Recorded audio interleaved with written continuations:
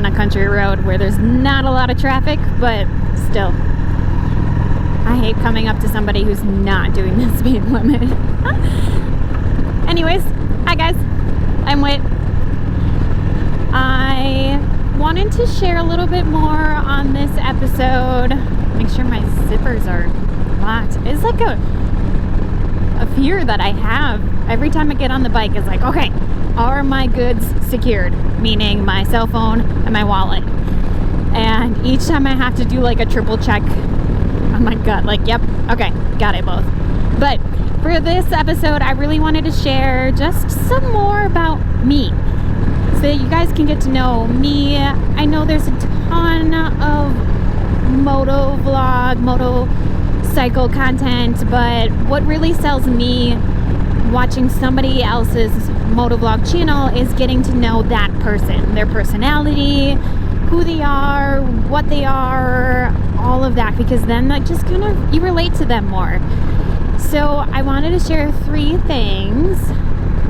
I might go into more, but 3 things that you may not have known about me if you don't follow my motorcycle vlog before, or if you haven't followed me on social media. Definitely check me out, Whit Meza, on Instagram. I absolutely love that platform. For me, being a wedding photographer and just that way to share that content, I am like suckered in every morning, afternoon, night. It is something I love to do, probably more than Facebook. So, oh man, my hero just died on me. No more battery. I guess we're gonna have to do this just a one view today, riding view. Sorry guys, but I wanted to share just some things you may have not known. So the first one for me, it's a fun one that I like to tell a stranger that I haven't met before that's asking me like, okay, what's something unique about you? And what I like to share is that I was actually switched at birth. Isn't that crazy? My parents had told me when I was born, I don't know if it was just, I don't know the exact reason behind why, but my mom just had this feeling. So they brought the baby back in to the room to my mom and my dad, and my mom looked at the bracelet and realized that the numbers on the bracelet were not the same as the numbers on the bracelet on the baby. And so she goes to the nurse, this is not my child. And I don't know if it's just a mix-up between like the nurses and like just not realizing it, or what the reason why was. But I could have went home with another family and wouldn't have noticed. Like, thank God for my mom, who is an absolute saint. And I don't know how she did it, but I think it's just an instinct that you just knew something was off, and she did. And so I was switched at birth. Crazy. Still in the hospital, only a day or 2 old, but it happened. Just awesome. Ugh, awful that these potholes are happening right now. Because you can feel every single one while you're riding a Sportster. At least I can. I don't know. Second one for me, let's see here. I am a military wife. And it was one of the things I knew I had to be when I found my husband, my boyfriend at the time, and knew we were going to get married, that the military was something that wasn't going to change. So for me, I got to know his side of the family, which are incredible, just with how many people from his side have been in the military, served in the military. But also my mother and my father-in-law both served, as well as his only 2 brothers. One is still currently serving active duty, and one just got out within the last couple years. And so my husband is National Guard here and also works as well, more full-time basis for the Army as well. So for me, I knew going into our relationship that being a part of the military was something that was going to come with it. and having that title of a military wife was just going to be instilled in me. So from early on, that was just my expectation. We kind of joked about this when we started dating, and it came back to kick us in the ass because he joked, he goes, yeah, I'm gonna go and get you pregnant and then we're just gonna leave, like, so I don't have to do anything. It's just pure joke guys. But it actually turned out, in how everything went within our first years of marriage, we found out this is something we weren't planning, but we weren't like not planning either to have children. And it just so happened that we found out we were pregnant literally like the same month that my husband had to do training down in Fort Sill, Oklahoma, and had to turn around and deploy for like 10-month stint in Kuwait.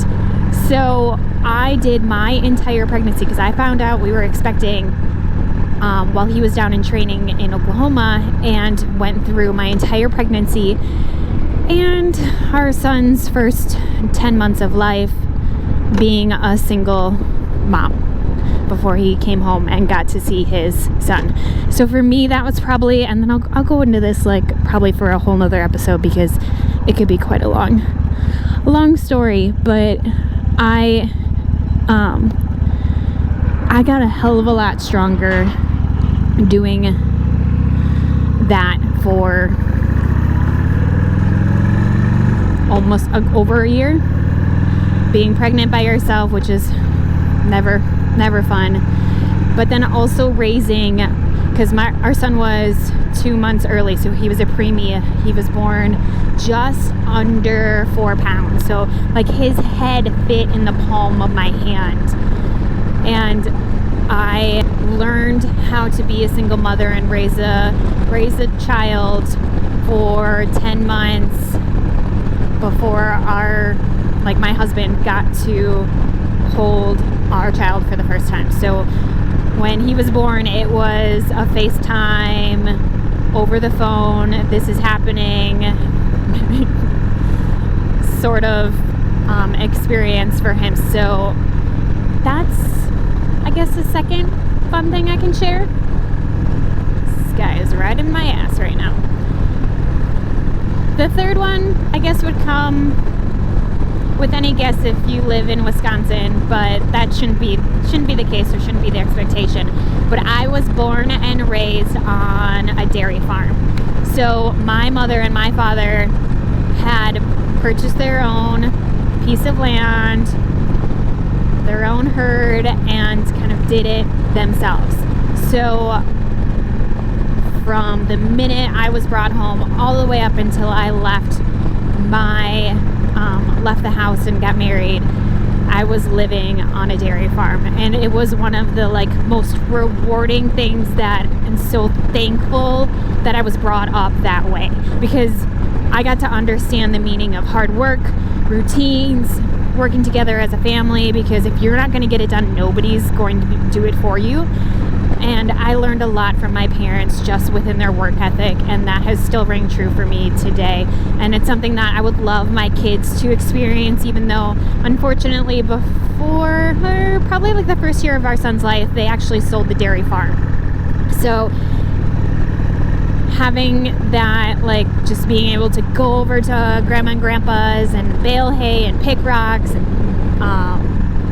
all that comes, fun stuff that comes with being raised on a farm. They don't get to quite experience all of that, but we have other family members that still own and raise dairy cattle, that they're gonna get that opportunity to, just not as much.